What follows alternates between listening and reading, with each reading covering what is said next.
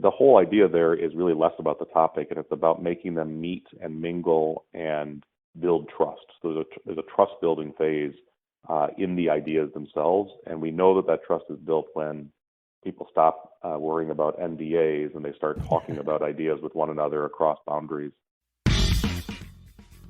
Hi everyone, I'm Victory Clafter, producer of Inside Outside Innovation. New technologies, markets, and methodologies are changing the way people create value. Inside Outside Innovation is the podcast that brings together the best and brightest in the world of innovation, tackling these challenging problems.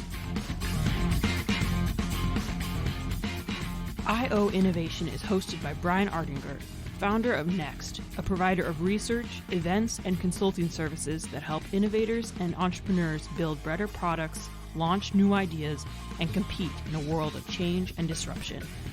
For more information, visit next.co. That's nxxt.co.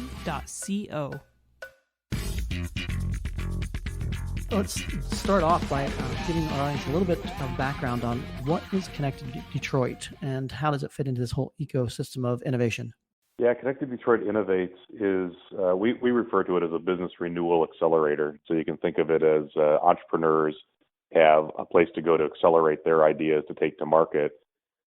Enterprise innovators, large companies, oftentimes, especially in the connected world, they need a place to begin to collaborate and start accelerating some of their collaborative ideas. And that's exactly what CDI tries to do with large enterprises trying to compete in this connected world.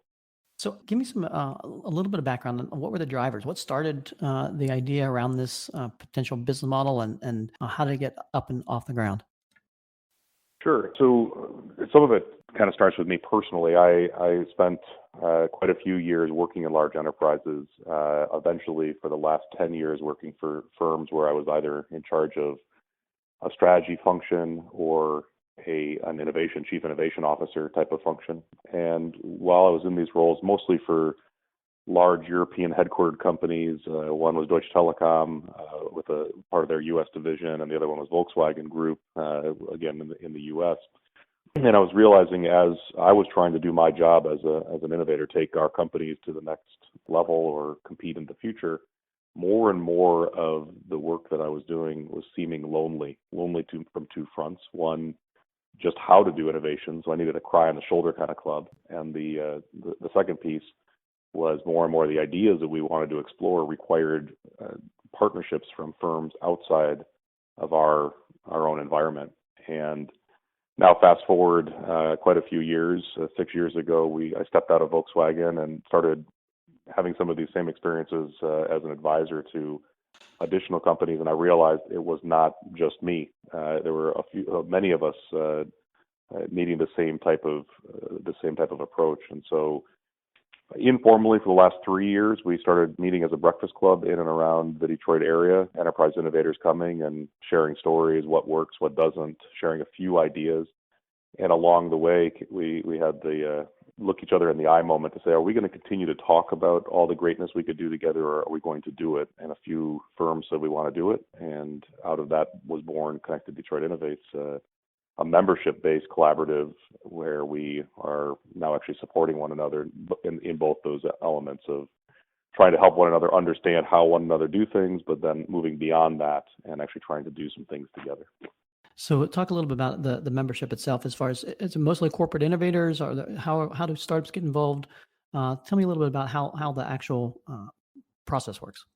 Yeah, so we're coming out of the first year incubation phase. So the first year was funded by the federal government. Actually, this whole concept was pitched by a group in Detroit, and there was a grant written for, and they received it, and then they approached us to move forward on their behalf to launch this. And so during that phase, memberships were free. And so we had approximately 30 or so corporate innovators from different companies come forward, and community organizers and what we call alliance members, and a lot of different parties all coming to the table. Now that we're post the grant period and we're looking to ramp up beyond this incubation phase where finances need to be exchanged, if this membership has value, they'll have to pay for it.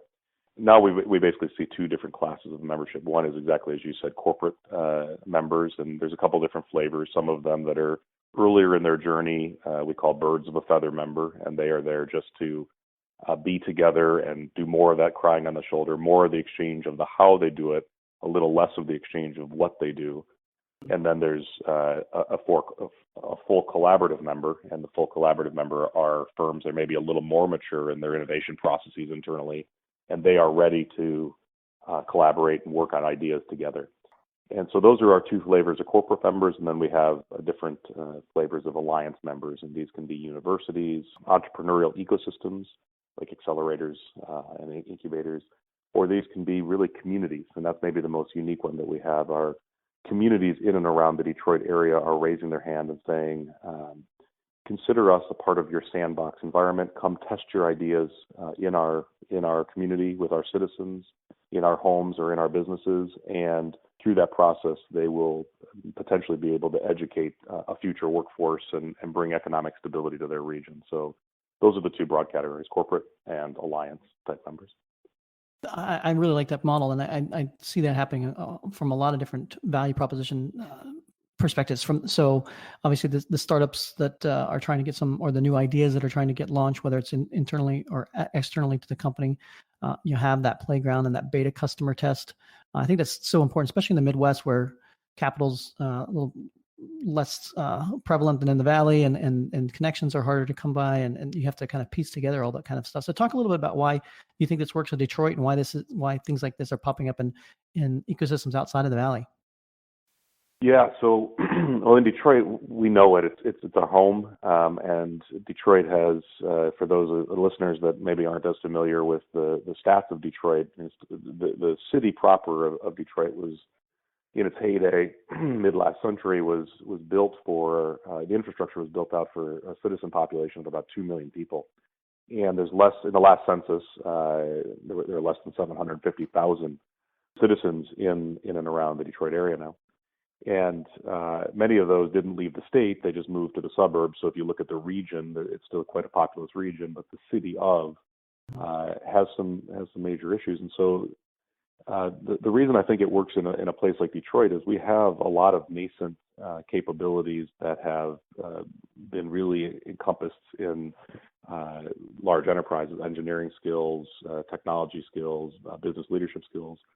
But how the local citizen that maybe has been left behind in a geography like Detroit City proper gets involved is difficult. And so there's a lot of philanthropic action in that area. And frankly, what we looked at is anywhere that you have massive scale that is underutilized presents an opportunity. That was one. Two, you have the spirit of a citizen, like a Detroiter or like a Detroit region person who has all this nascent capability but just needs a way to have an outlet. That presents opportunity too. And third, where you have a philanthropic investment taking place, and much of it coming from corporate philanthropic investment, we saw this as a kind of a triple threat of the opportunity to say, why would this money just be being spent to stabilize? Could it be spent more strategically, and could those same or similar corporates that are spending this money to stabilize a region also benefit from those regions they're stabilizing from? To test their process. So, frankly, in many ways, we're just putting two divisions of an enterprise together: the corporate philanthropic side and the strategic innovation side, and helping them communicate within their four walls. So that leads us to a little bit about the thesis itself, this whole idea of the connected world, and that. And I would imagine a lot of these things are popping up, not only because it's the right time for the region and things are going on, but from a technology perspective. A lot of things are changing, and innovation itself is changing. So let's talk a little bit about some of the trends that you're seeing, and why the connected part of the mission is so important or vital to the corporations and the people you're serving. Yeah, so we think that the connected world, or the technologies that are kind of combining to create this ultra connected world, is really the next technological discontinuity. It's at the same scale as electrical power generation and distribution, or the steam engine, perhaps. It has that kind of disruptive potential. And so we believe it's absolutely important to focus on this particular set of technologies and the disruptions they're causing. They're completely sector agnostic. What we're finding is we have a lot of accelerators we studied, a lot of the economic development type of work that we studied around the country while we were launching this. have picked a single sector and have decided to say, how can we disrupt healthcare, or how can we disrupt mobility, or how can we disrupt a particular sector? And what we see is connected technologies don't discriminate. They are completely dismantling every sector out there. And Right. so that's the second reason we focused on it. And I think the big secret of the ripeness for it, not only in Detroit, where we think we have some special capabilities because we've been producing experiences in products for a long while, but really around the globe. I think that's so interesting, and it's such a big challenge. We think about corporate innovation, and it's hard for a lot of corporations to even think incrementally about innovation, and yet you've got some companies that are thinking bolder about things beyond even their own vertical market and that. So, what's your feedback of the people that are involved in this? Of how can they go beyond that incremental innovation and think bolder about innovation and how the world is changing around them?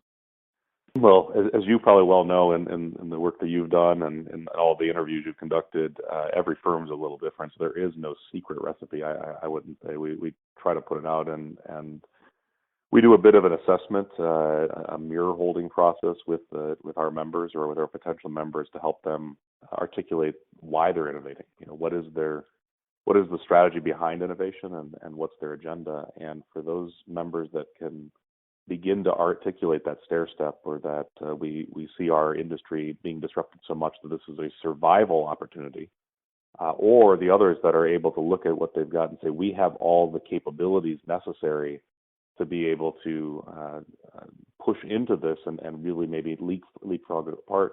Those two communities, the ones that are seeing a future of desperation, so from a fear base, or those that are seeing great opportunity, those are the ones that want to push the hardest.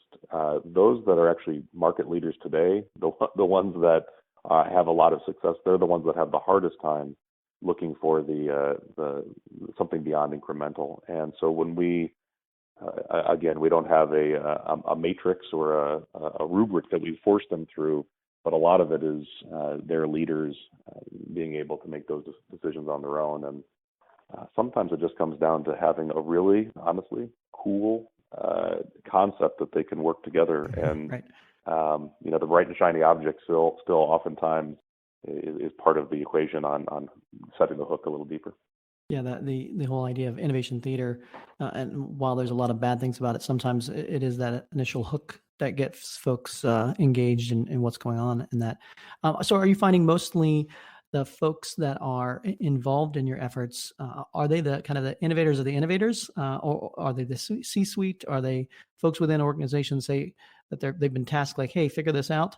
Who are the types of people that kind of gravitate towards working in these sectors? Yeah, it's a great question. So, being so new, I can only tell you what we've noticed, what we've learned so far. But we've kind of got two different categories. We do have the people responsible for innovation, and in those instances, they've been already entrusted by their organization. So these are titles like Chief Innovation Officer, Director of Innovation, etc. And so you find with those people that are sticking their toe in the water to say, hey, there's a new innovation club, better get in there, or finally there's an innovation club, there's a place I can go and be understood. I don't need to describe my job. And so you get all kinds of different variations in there, from those that want to just be along for a ride or see what the ride is, all the way to people saying, finally, I've got a place that I can try to drive out some of these collaborations. I've got this backlog of collaborative ideas, and then, if you guys can help me push forward. The other community we have are what we consider sponsors of innovation, and this is particularly usually more the C-suite. And they theoretically they're the ones who get to the, hey, collaboration's important. Let's really push on this.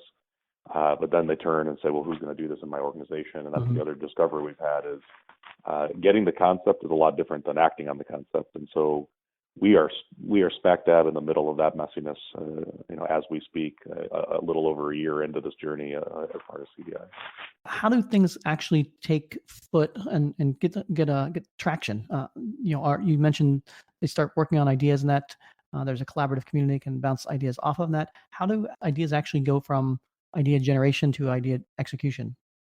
So we've created a multi-phase process that we try to follow, or we try to classify everything that we do at CDI into. And just roughly, without taking you through every phase, there's the recruiting side of this, which is basically which members do we already have, or which prospects, kind of a cohort, do we already have, and what logical other members will there be to help them collaborate.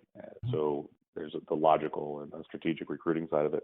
Once we have a cohort, or once we have members in working, we take them through this exploration and planning side of things, which is bring ideas. And by the way, none of this that we're doing in Detroit is necessarily new. There's a few things that we think that we're doing differently, but we've learned these by studying others. So bring them together, have them explore topics, maybe bring a guest speaker in. That topic can be around a technology, that topic can be around a disruption, et cetera.